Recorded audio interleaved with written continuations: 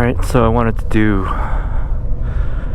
a video from a different camera perspective. I'm actually wearing a helmet. So, if you're wondering what that looks like, check that out. Anyways, trying to give you a real driver's point of view, what it's like driving this car.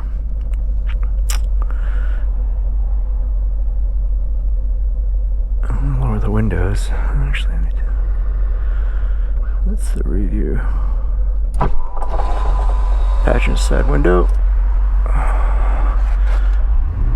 Let's see, are we gonna make it? Yeah, we'll make it.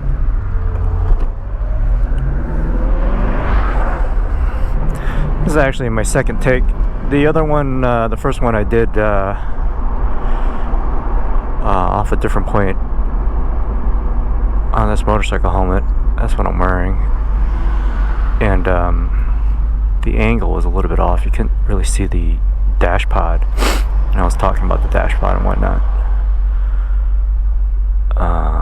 So some of the things I was talking about was that this the oil pressure gauge, which is right there, sometimes doesn't work correctly. This time it's actually, I think, working all right, in that it fluctuates as I drive or put it in neutral, but sometimes it's just pegged at 5, which is where it's at right now. Let me see if I go into neutral, whether that will change.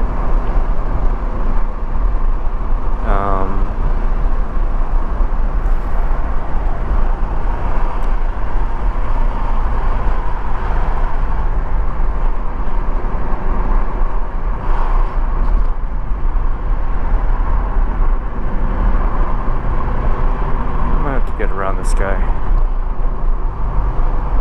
Yeah, I'm gonna have to try to get around this guy. Here we go. Let's see what he does.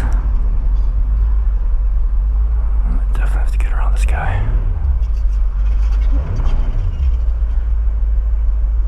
Okay, so the oil pressure light, or the gauge, is fluctuating, which is good. Oh man, this guy.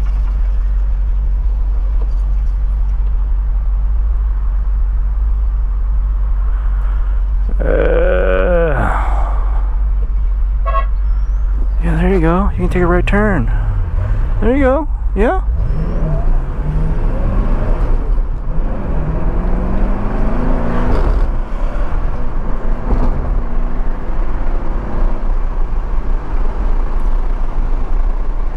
Side note, Fremont drivers are some of the worst, slowest drivers.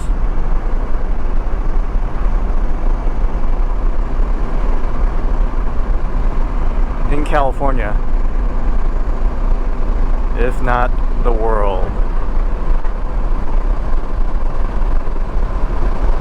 This is Niles Canyon Road in Fremont. Oh, this is so much better than my first take because I was stuck behind a bunch of cars.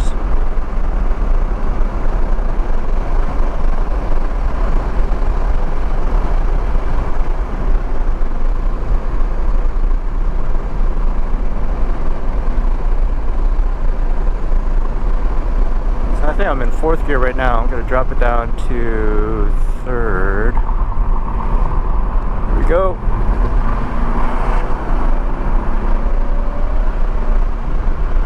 Back up to 4th.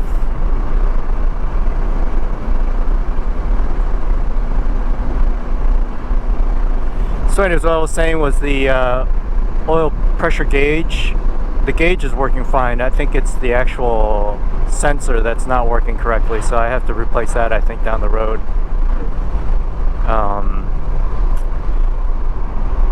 I had replaced the foil. There's like a circuit board type foil behind this dash pod that I replaced. I replaced it in troubleshooting this other issue I had way early on, and it didn't fix that issue, but it did correct the gas gauge wouldn't work correctly, and now it does. It just wouldn't show, or it would be intermittent and wouldn't show full or what's it called? called going to empty. And then so that was good. It replaced that. I was glad about that. The other thing is the voltmeter, which is showing like 14 volts. That's correct. I actually got an aftermarket high power alternator, and so that was also troubleshooting something else as it relates to my air conditioning. And that wasn't the problem, but I was glad still that I got the upgraded alternator. So the only thing that's not working correctly, I think, is the oil pressure gauge here in this area. Some bicyclists. Go. And then let me get my lights on. What else is there? This is a route that I do quite a bit. Oh, so that like indicators that there's a it's indicating that there's a tail lamp that's either out or not working correctly. And so here's some deer, doe. And I checked them all, and they're all correct. So I think what's happening is there's a bulb that's not OEM, or it could also be the side markers from the federalization process, and they tapped into a line, and it's showing different resistance. And I think that's what the indicator is indicating, that when it doesn't sense a balance in current or resistance or whatever, one or the other, it throws that fault so that you check your lights. But like I said, the lights are fine.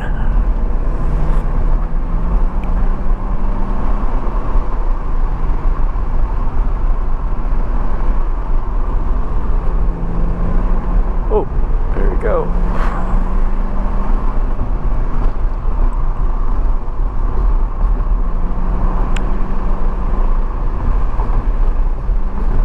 I also talked about how I'm approaching. Man, there's some dips in this road. I'm approaching the maintenance on this car. I had some general goals, and they were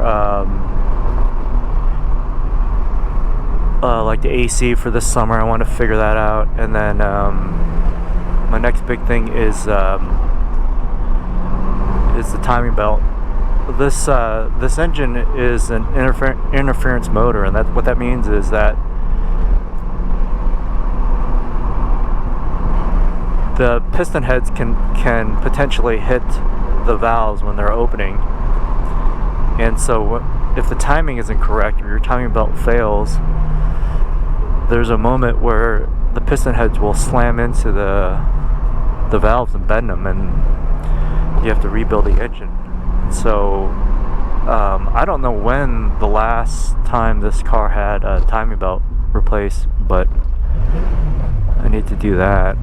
And so I want to do that before I do any kind of longer trips. I kind of feel like I'm sitting on somewhat of a ticking time bomb before it breaks or something's not right about it. There's another weird thing that's happening when on startup, but I don't know what it is. It's a pump of some sort, perhaps. It just seems to wind up too much. That's another thing about this car, is that when I think I fixed something and I feel like I can enjoy the car, I inevitably find something else wrong with it that I have to work on. And then there's always that looming timing belt issue, so I gotta do that. Or not an issue, but the maintenance. The other thing you might, if you're not an owner of this car and you're wanting this car, or you're interested in this car, and I'm like all excited about every little thing that works, or showing that like the dome light works, or the pocket door works.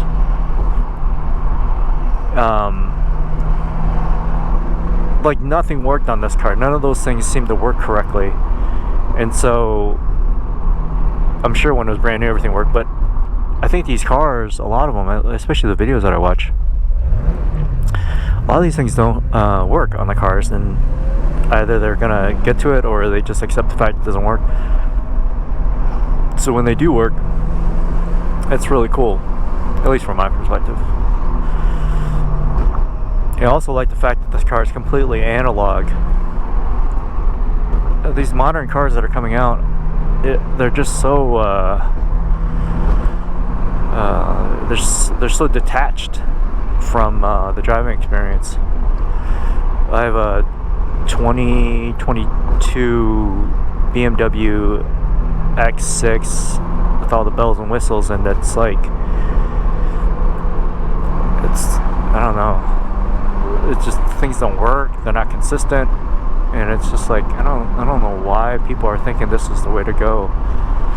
If you ever driven a Tesla, my sister owns a Tesla, and I drove it, and I completely understand why there's so many people that drive that car. Not that it's a great car, but it's because it's not a car, it's literally a video game, and you don't have to know how to drive a car to drive that car.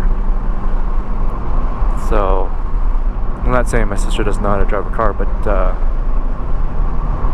majority of the owners that are in Fremont that drive Teslas, I don't think they would know how to drive a car,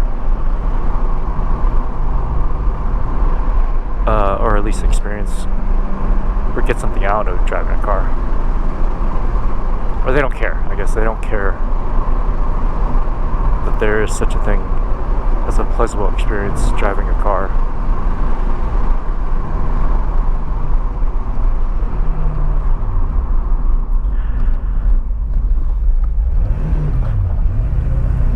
Anyways, I was talking about the gearing last video, and like I said, I'm always constantly having to look down to make sure that I'm in the right gear. You know, throwing it to second isn't intuitive. I always think about it.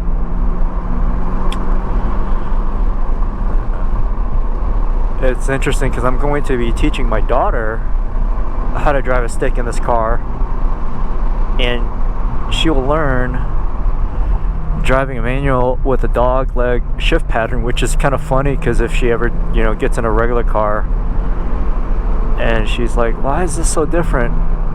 The person, or, you know, they'll be like, yeah, this is what most shift patterns are like, and she'll be like, oh, I learned on a 85 928.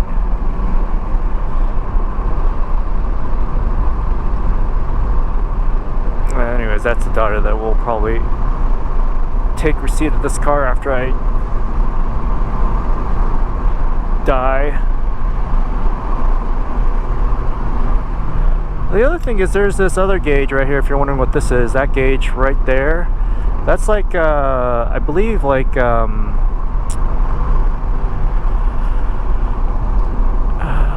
fuel economy type of thing. I can't figure it out. It's like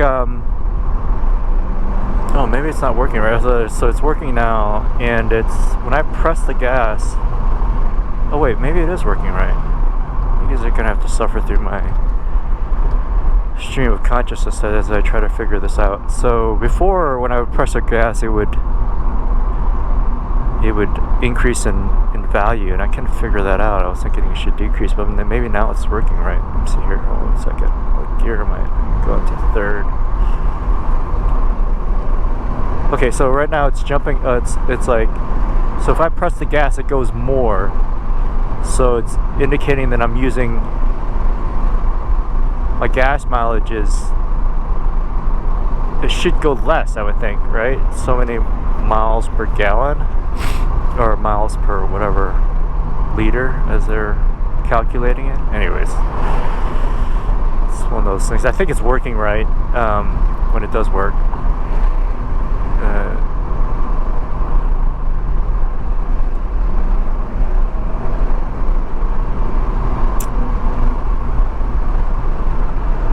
Hey, this is a really fun car to drive. The other thing I will mention about this car is that it's an 85, so 1985. But yet, when you drive this car, it's thoroughly enjoyable. You don't have to like reset your mind and say, oh, I'm driving a classic car, so therefore let me get back into what it was like in the 1980s to drive this car, and holy shit, that's awesome back then.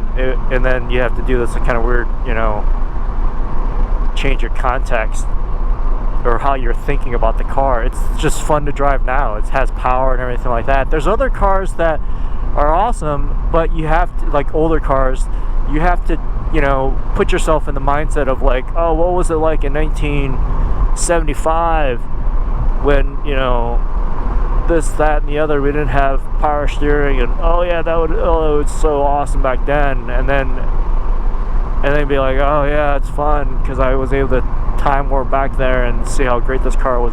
This car is awesome now. It's like, it's got over 300 horsepower. It handles incredibly well. Whoa, I hit this guy. The fuck, man.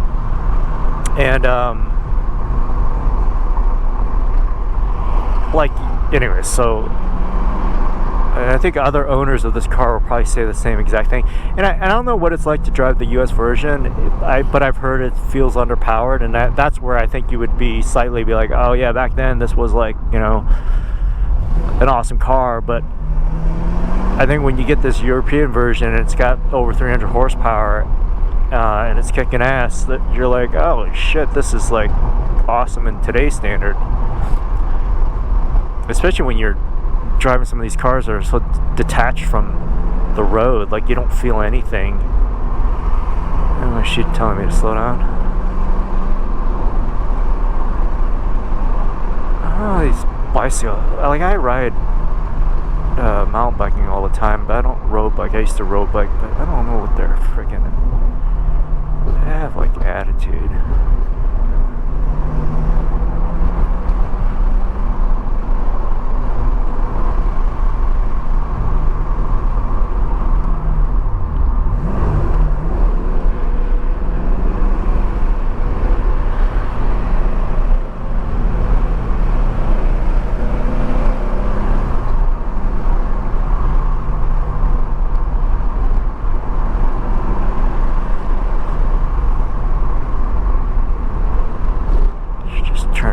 Somewhere. This drive is a little bit longer than I want to be out.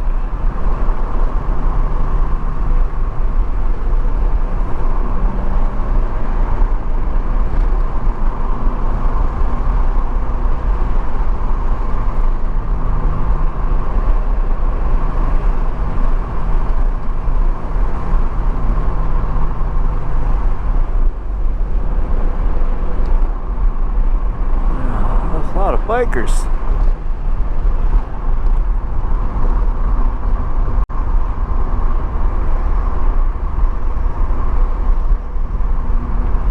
Turn around here.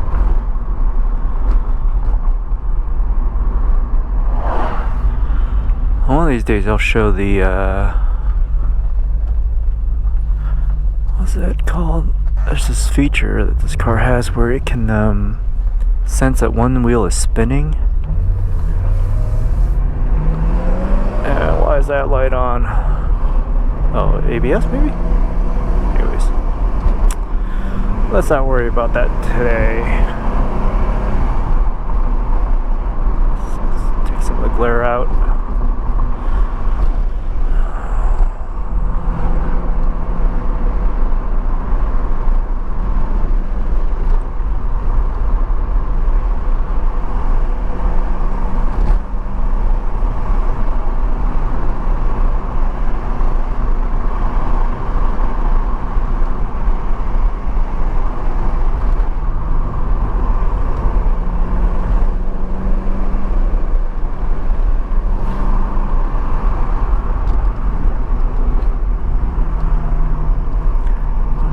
Dip here somewhere. I don't want to hit it.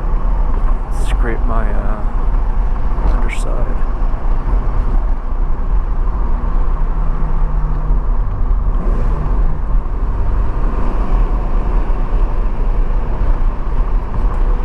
Oh, so the speedo on this car, it works, but every once in a while, at the very beginning or the start of, you know, from zero, it just kind of sticks, and then I'll have to like just wait for the next bump or something, and then it'll kick on.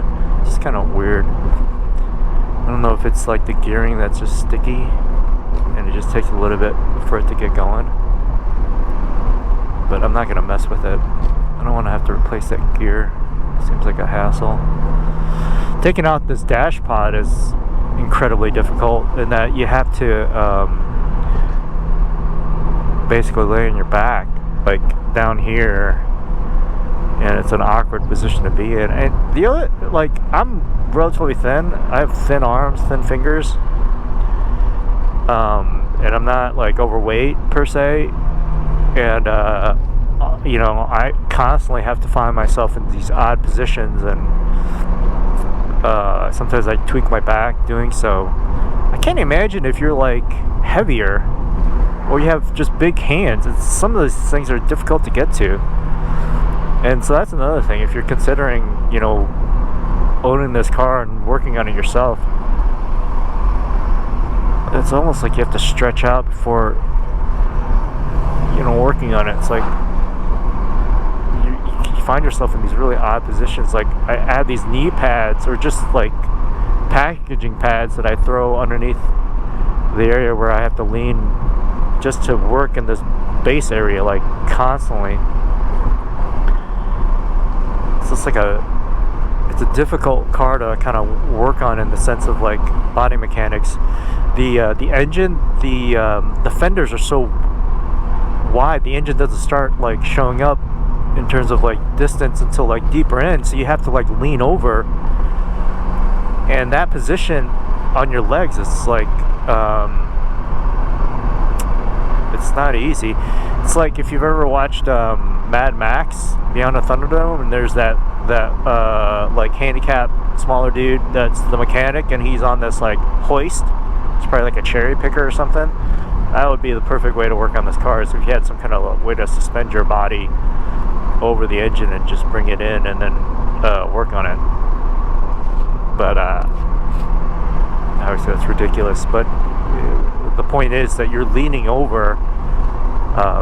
Your work area isn't like at your hip or your waistline. It's actually like further away, like about a foot away, and that's just the start of the area. You gotta like work deeper in.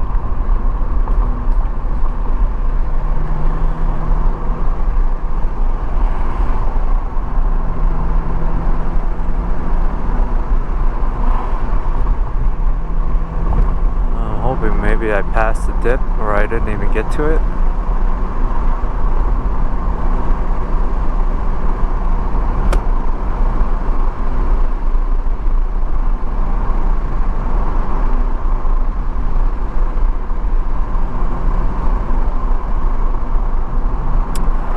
Oh, and I did want to show the sound quality of the music, but I don't know how it's gonna be or whatever, like whether it's gonna go through the checks when I post this video on YouTube. So I don't want to take the chance just yet until I fully understand it. But I don't want to like feature how good the radio works and with the amp and the subwoofer. That is another thing that I'm glad I did, because it is enjoyable to drive and listen to music. Here's the dip. There we go. You know, I know people always say like, "Oh, you just want to enjoy the sound of the engine." I mean, it sounds good, but it's like when you're driving for a while, you don't want to play some music. This car had, previous owner had set up a preamp, or had an amplifier. I don't know what kind. I'm assuming it was like probably Boston acoustic, just like the speakers. Anyways, they had ran wire all the way back to the rear trunk area, and when I was you know, fixing everything, gutting it out, had both seats out, I thought about not doing it, not throwing the amp in there, because, you know, I wanted to have it work just kind of basically how the factory had it, with the fader working correctly and all that other stuff. The two rear speakers weren't fully operable, so I replaced those with a similar kind of, oh, there's more. So anyways, I made the call to put the amp in and then put a subwoofer in. I'm really glad I did, because you like at higher speeds, listening to music that's coming out good is really fun. But the fader, when I say the fader works, it kicks on the rear speaker, or no, I think it cuts off the rear speaker when I fade up forward. Anyway, the point is that it's not the factory like fade because I have a preamp in the way that it was wired. So I don't know why I'm even talking about this, but that dial does work, but it doesn't work like all the way forward and all the way back. I think it only works in one direction.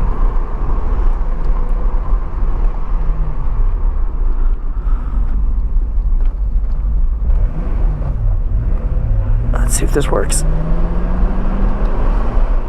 Oh, wait. Yeah, it works. So I'll have to do that every drive. Hopefully it just continues to work, even though I never use it.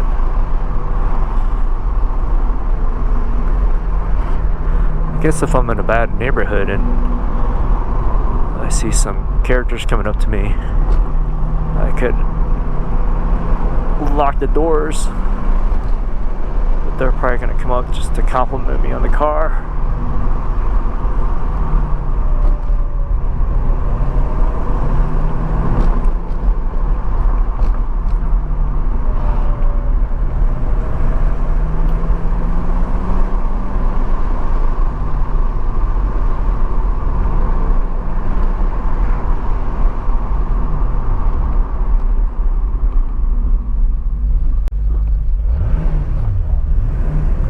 Car has 96,000 miles in it. I bought the car, like I said, from a dealer, like an independent dealer that kind of, I don't know, buys used cars and then sells them, like German cars or sports cars. And it had like 93,500 on it, and he had told me that there was only one owner prior to that, which is basically a single owner vehicle. The dealer did, own it for a little bit while it was sat on his lot, and I think he tried to fix one thing or another through his mechanic. So it's kind of cool that this car is a two owner vehicle. I'm the second owner.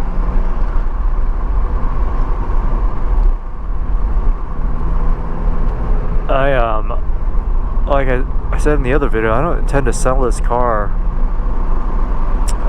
especially with the amount of work I put into it. I mean, literally, it's like a lot of work, and kind of, obsessed about certain things, and that I'll never be able to recoup in terms of selling this car unless someone, unless I had something else that was like more desirable, like a GT. There's a model, I think an 88 or 89 GT that's actually like set up more aggressively, and I wouldn't mind that car. But that car, like, I think is way too expensive, or not too expensive in terms of its market value, but just too expensive for me. There's no dip. Holy crap.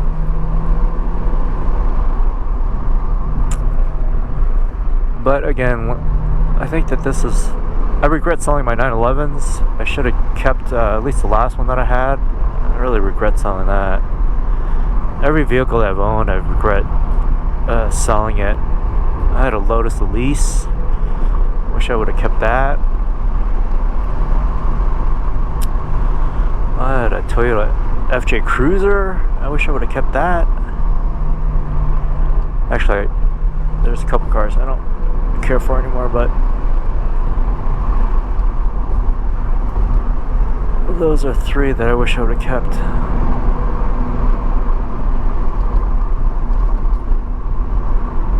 I kind of feel like I could easily get another similar vehicle that was run down a lot more, and then be able to fix it extremely quickly, and then maybe flip it or sell it for a profit. I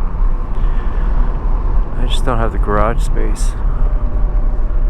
Oh, there's this cool feature about this car that it has like this rear steering. I forget what they call it. I don't think it's Y-Sac, but it's like this design, and as you turn, and it brings the back end around. I think it's like as it squats somehow, like the rear tires, the rear wheels like turn in the direction that you're trying to go, or like out. So if I'm taking a right hand turn, like the rears, like they bring the back around, and you can feel it when you're driving aggressively. So I had read about it in preparation, just anticipating getting this car, and then driving it around like at lower speeds, you don't really feel it, but you kind of feel it when you're taking higher like tighter turns at higher speeds, and you just feel like the back end just come around. It's not like oversteer, it's just this back end that just kind of whips around, and it's really cool. It's really hard to describe. And it's like another cool feature about this car. The technology and the design and the engineering that went into this car is a lot.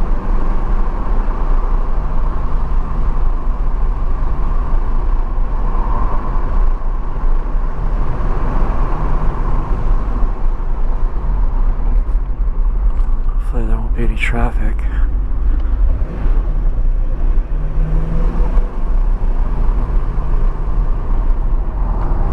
Oh yeah.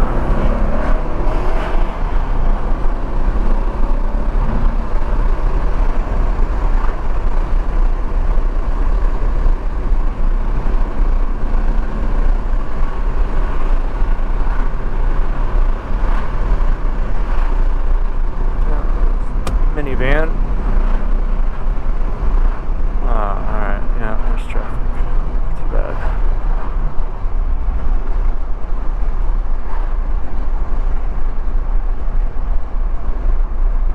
Alright, so I'm going like 45, and what do I drop it down to? Third gear? Third gear? Back up to fourth.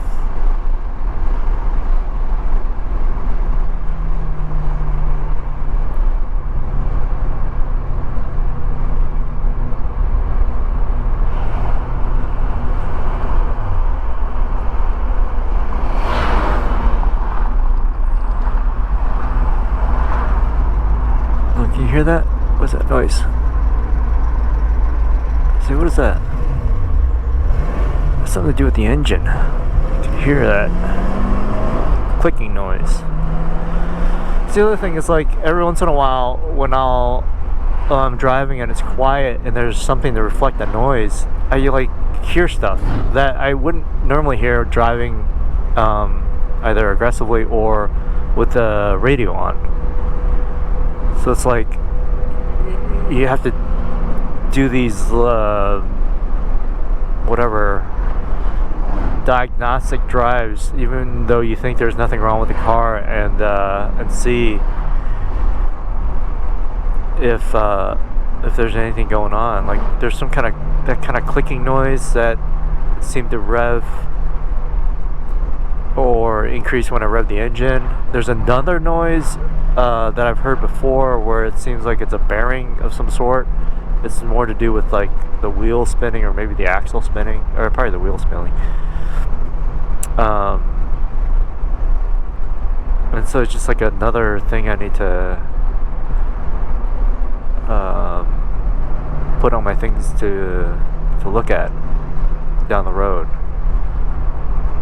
Right now it's all about the timing belt, and then possibly that clicking noise, or also the on the startup there's this weird kind of pump sound that seems to be a little bit. Let's see if I can make this. Maybe I can make this light. Can I? Here we go. Oh yeah. Oh, beautiful. Oh, see? Totally missed shifted on that one.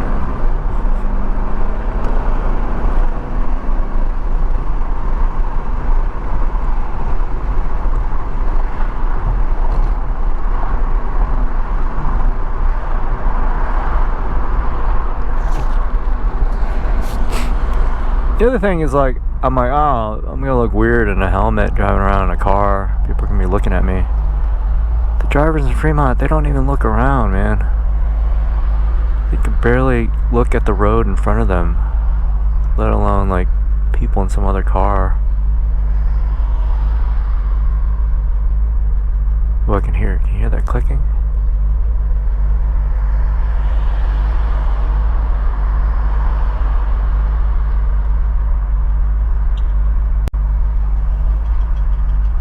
Yeah, I can hear it now. See that?